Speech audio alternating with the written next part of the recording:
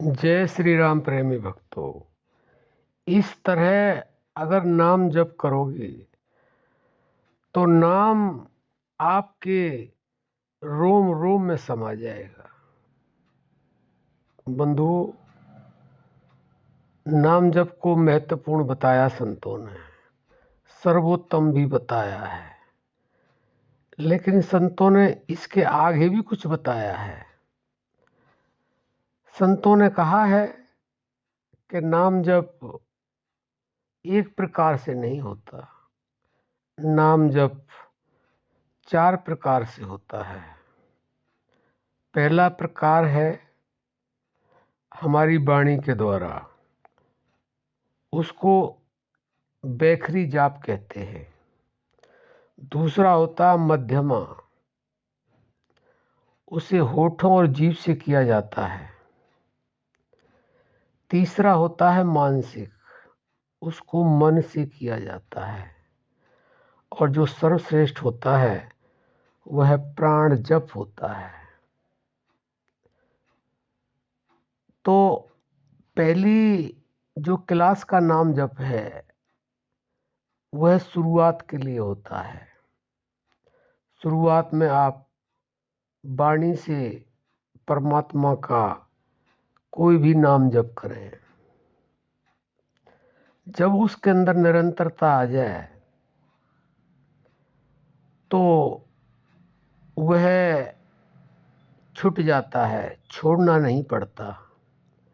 उसके बाद में जो मध्यमा है, जो होठ और जीभ से होता है, वो इस तरह से होता है कि वो अपने आप को सुनाई देता, दूसरे को सुनाई नहीं देता। जब वह पूर्ण हो जाता है वह भी अपने आप छूट जाता है। उसके बाद में पश्चंती आता है, उसे मानसिक भी कहते हैं।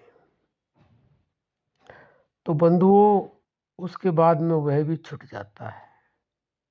जैसे जैसे बच्चा क्लास में पास होता चला जाता है, आगे आगे की क्लास में चढ़ा दिया जाता है, चढ़ जाता है, बढ़ जाता है। उसके बाद में फिर हमारा प्राण जप आता है। प्राण जप वह जप है जिसको संतों ने अजपा कहा है। अजपा का मतलब है जो जपा ना जा सके, जो अपने आप हो रहा है और निरंतर हो रहा है।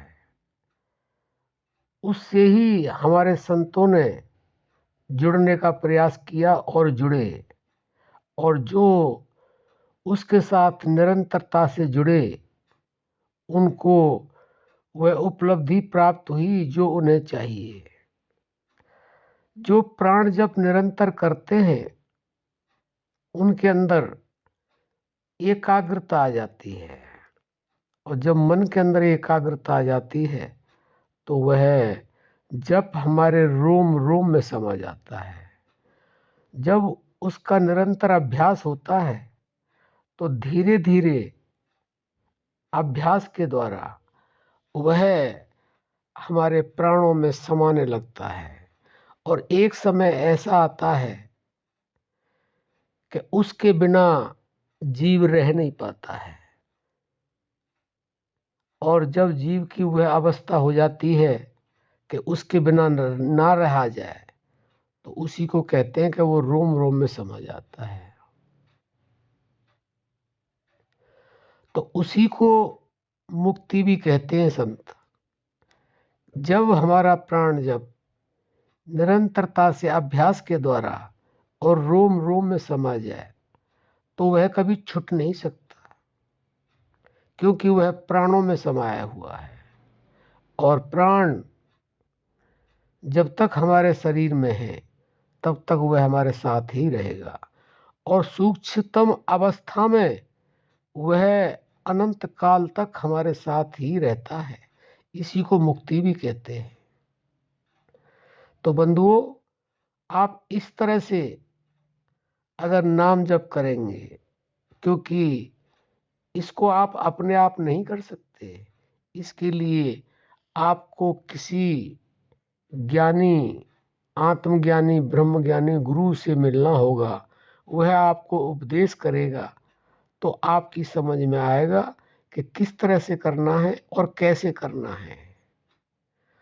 तो आप इस तरह से अगर करेंगे तो वास्तव में ही आपके रोम रोम में वह नाम समा जाएगा, और नाम ही परमात्मा है। नाम के बिना कुछ नहीं है। नाम के धारे आकाश पाताल। नाम को ही संतों ने शब्द कहा है, क्योंकि वह नाम, वह शब्द अनादि है। उसके लिए संतों ने कुछ और भी कहा है, कोटि नाम संसार में ताते मुक्ति न हो, आदि नाम जो गुप्त जब बूझे बिरला को। जो आदि नाम है, जो हमारे सतयुग से पहले था, सतयुग में था, त्रेता द्वापर में, कलयुग में है, इसके बाद भी रहेगा। और वो कहाँ है? वो हमारे प्राणों में है। उसको जानने का प्रयास करो और उसके अंदर निरंतरता लाओ। उसका रात दिन, हर समय, हर स्थिति में प्रयास करो, अभ्यास करो, तो वास्तव में ही आपका वह नाम जब कभी अंत काल तक छूटेगा ही नहीं। आशा करते हैं आप समझ गए होंगे। इस तरह से नाम जप करेंगे और अपने जीवन का कल्याण करेंगे। अब हम अपनी वाणी को विराम देते हैं। जय श्री राम।